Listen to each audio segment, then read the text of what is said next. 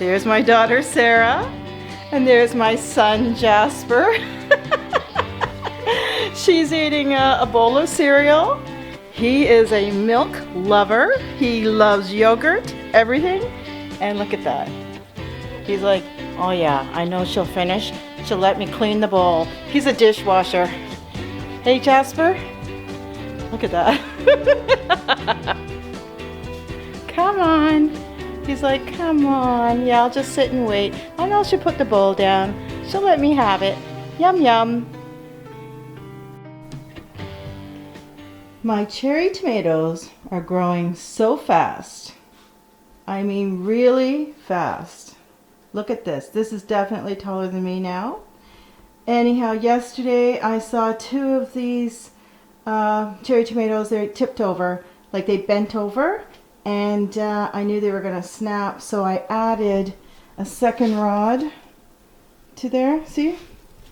Yeah, right there. So I used black Gorilla Tape, and I taped another rod onto this rod here, and then I had to, these guys I use, okay, this is tape, and I don't actually tape the plants to these rods, in case you guys were wondering.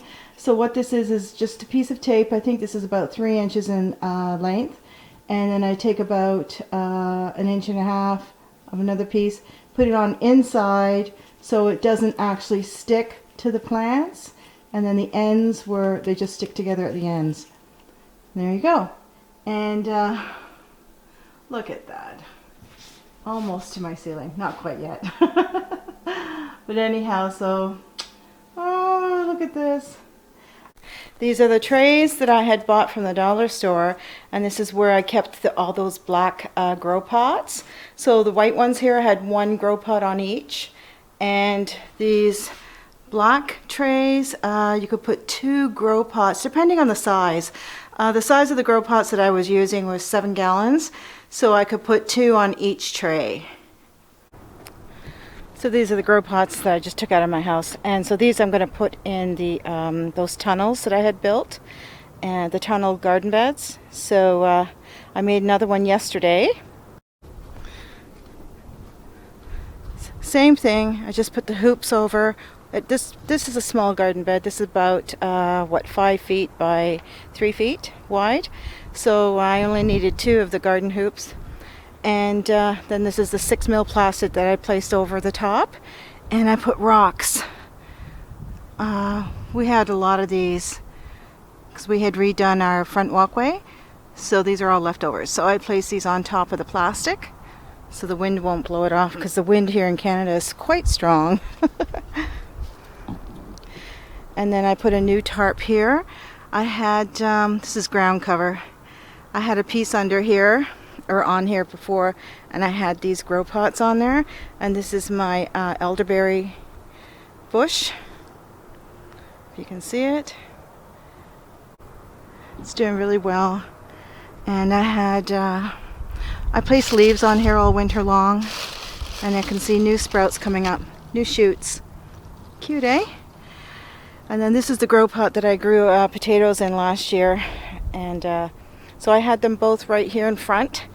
And so I moved them over here, and I placed more ground cover and a new piece of ground cover, and this way I can walk over here and open up this side. Alright, and this is I'm going to put those black pots in here, my grow pots where I have been growing everything in my kitchen. It's all going in here. This is the one I built the other day, and I put the potato pots in there. So it's pretty chilly out right now. And I don't know if you can see this, but there's condensation on the inside. Don't know if you guys can see this. See that? So yes, it's not bad inside. It's pretty warm. Okay, so I'm going to open it up and let you have a look.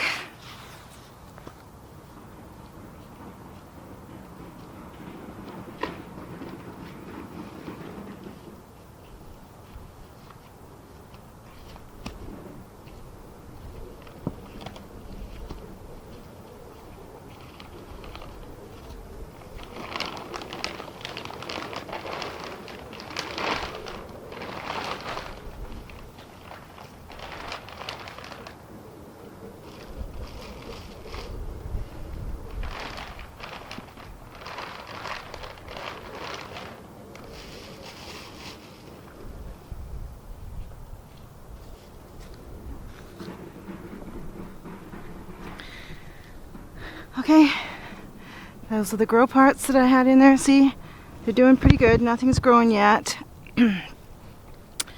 These are the green onions that I was growing in the kitchen, and that is the lemongrass.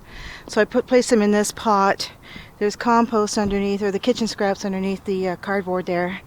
So I think that's what's keeping everything pretty warm. And I added more kitchen scraps in here the other day. Oh, and it's been yesterday I was collecting rocks, stones like this, to place on the other greenhouse. And every time I picked up a stone, I found a whole bunch of worms. So I scooped them all up and I placed them in these bins.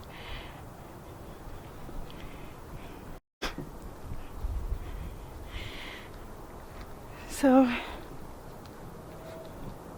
it is pretty chilly out. So I don't think I'm going to put those grow pots in here today. I just put them out in the patio, and I'll just let them harden off just a little bit. Maybe for about 2 hours, and then I'm going to take them back inside, and tomorrow it's going to go up to 16 degrees apparently Celsius. So then I'll place them in the garden bed here in the tunnel. Look at my Egyptian walking onions. They're really growing.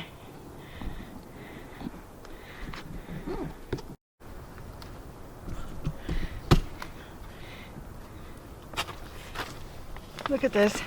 You can see these, my red kale is actually doing fine. I was pretty worried. I gotta be honest, I was really worried. This guy is definitely coming back. And then down here there was the two in the red cups.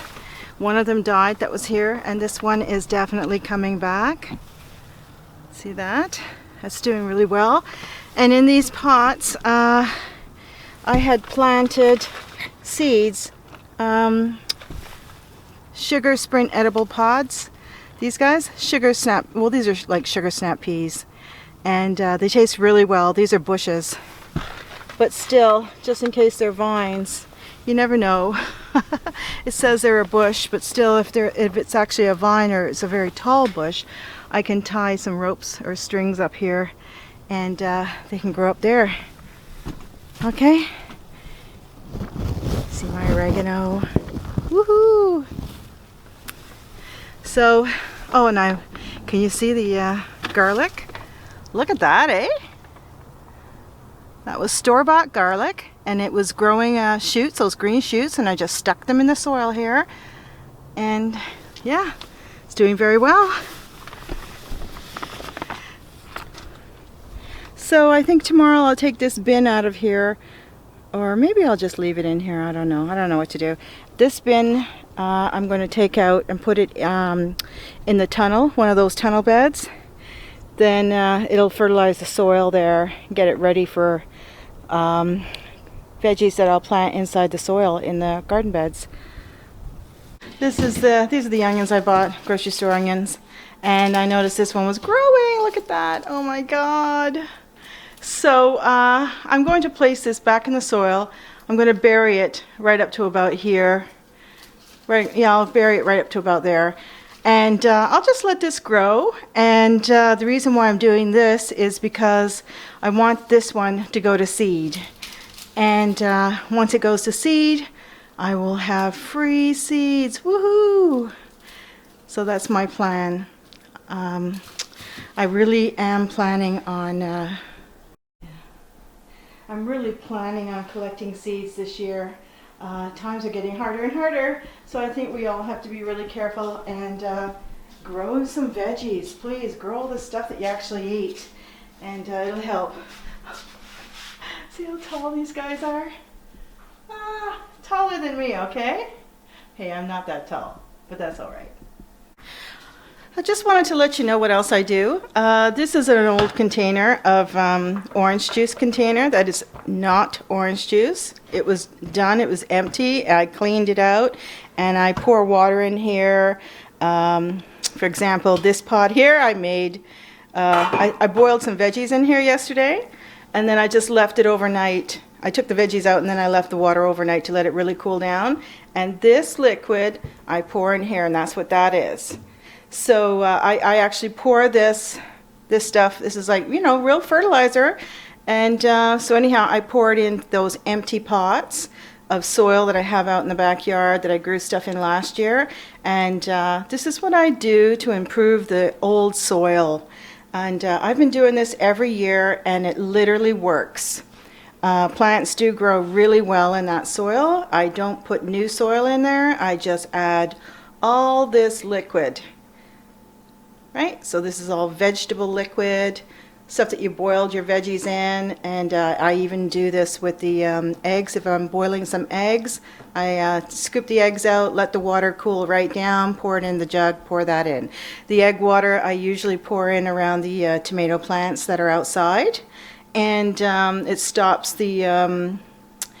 I also add crushed eggshells when I plant tomato plants out in the garden. I put crushed eggshells in first, then I put the plant on top, the roots on top. And the water that I boil the eggs, I let it cool down, and I pour that around the tomato plants. And it really, really does help. For those of you who do know about bottom rot that happens on the tomatoes, I've never had that on any of my tomatoes. So I think it's because I do all this. I like that too.